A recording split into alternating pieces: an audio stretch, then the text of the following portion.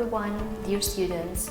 I am Zejnepe Sadiku Miftari from International Maarif Schools of Kosova, and today's lesson is present perfect tense. So, when can something happen? We want to know that when can something happen. First, something can happen yesterday, but it can also happen today, and it can happen tomorrow. So, if something had happened yesterday, it's called past tense. If something is happening today, it's called present tense. And if something is going to happen tomorrow, it's called future tense. So, basically, we have three main tenses: past, present, and future. But what is present perfect and when do we use it? We can say that present perfect is something between, so it's a tense between past and present. So something that happened in the past, but the results are continuing, or we can see the results in the present. So we can see the results today. We can say that present perfect is a bridge that connects past and present. So, as we said before, that present perfect tense, it's like a bridge that connects the past tense and the present tense. And it's formed with the subject plus the verb has or have plus the main verb, in this case is past participle. The present perfect tense has two parts. The first one is the auxiliary verb have or has. This is the auxiliary verb. We use have with I, you, they, we. And we use has for he, she, it. For that reason, we have to write has or have. And the second part is the main verb. In this case, the past participle. So plus the main verb. But what is past participle? What does it mean?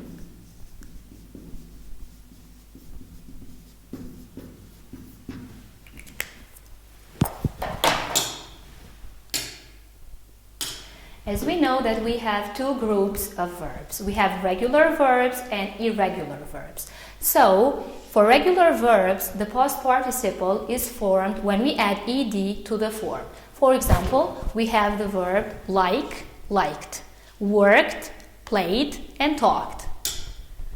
I have played. As you can see, we have the subject, we have the auxiliary verb have, and we have the past participle played. For irregular verbs, we have to memorize the past participle because we don't have a specific rule how to form it.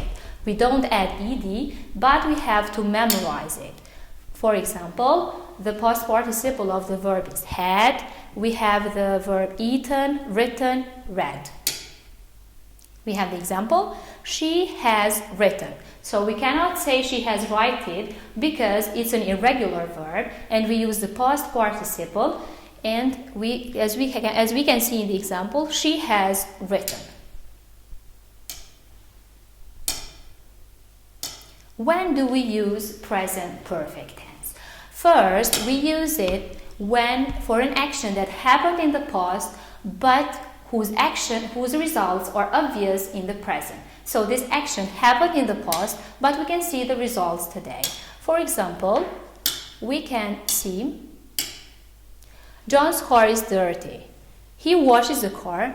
He has washed the car. So we can see the results. The action happened in the past, but we can see the results now in the present. For this reason, we use present perfect. He has washed the car.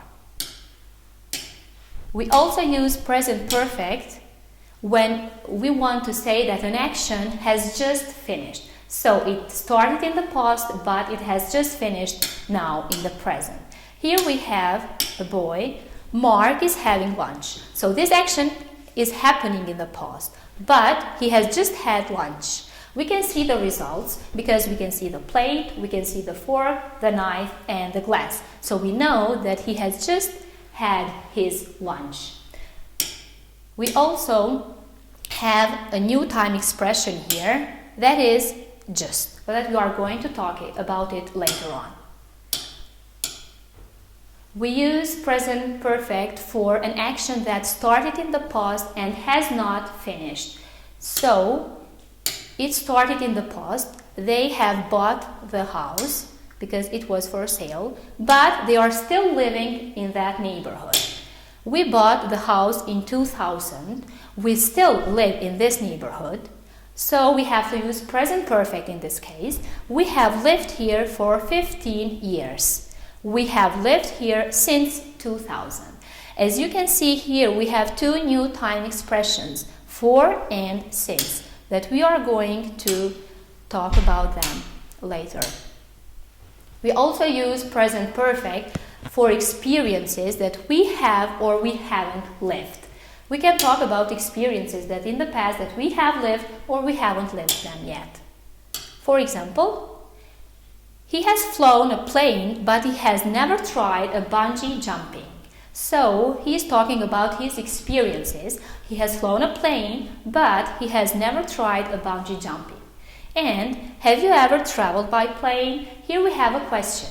As you can see that we have two new time expressions here that are never and ever. We are going to explain them later in details. We also use present perfect for an action that happened in unspecified time.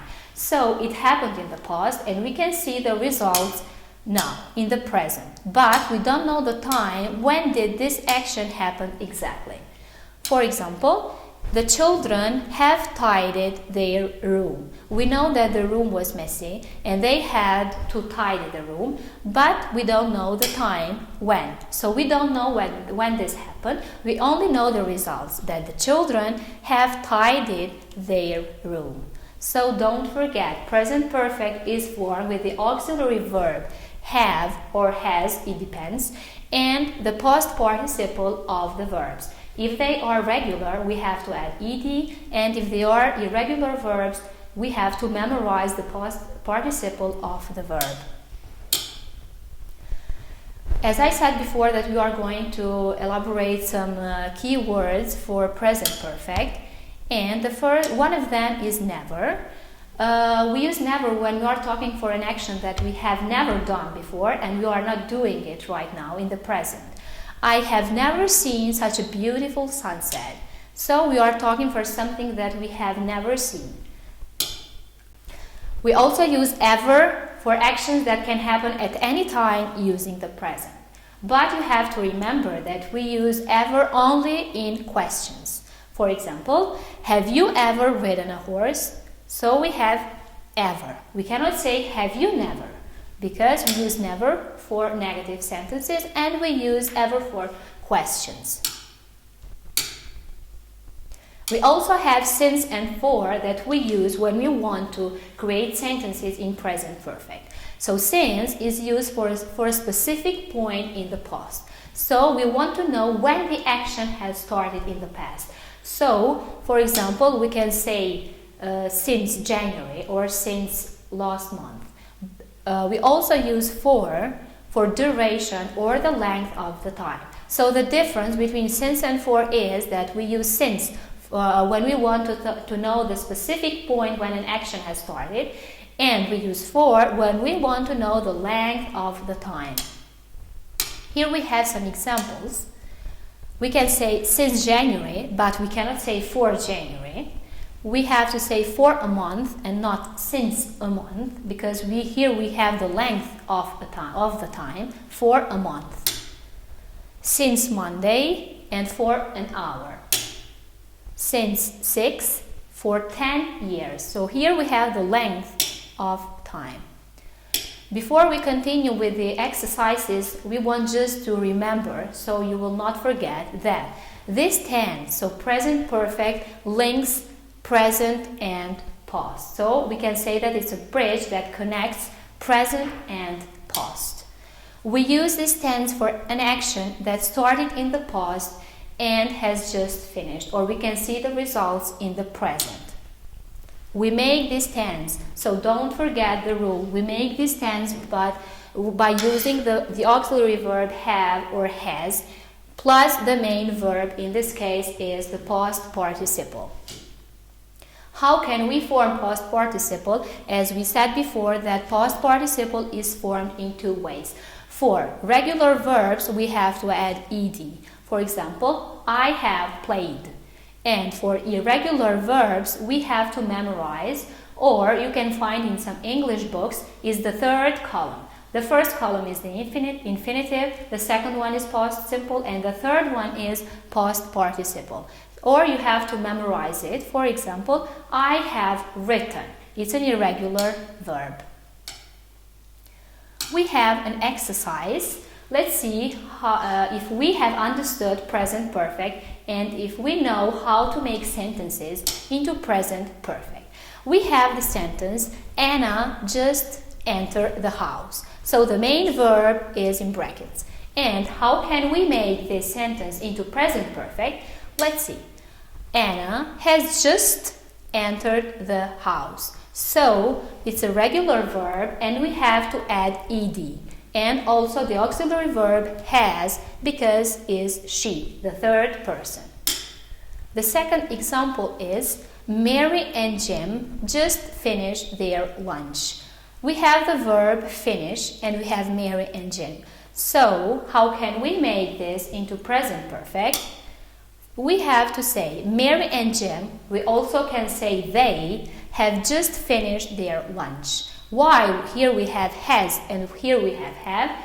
Because it's they and we have to use have. I just hear some great news. We have to focus on the main verb. So the main verb here is here and it's an irregular verb. So we have to say I have just heard some great news because the past participle of the verb here is heard. And the last example is students just do their test. As we can see, the verb here is the verb do and it's irregular verb. So we have to say students have just done their tests.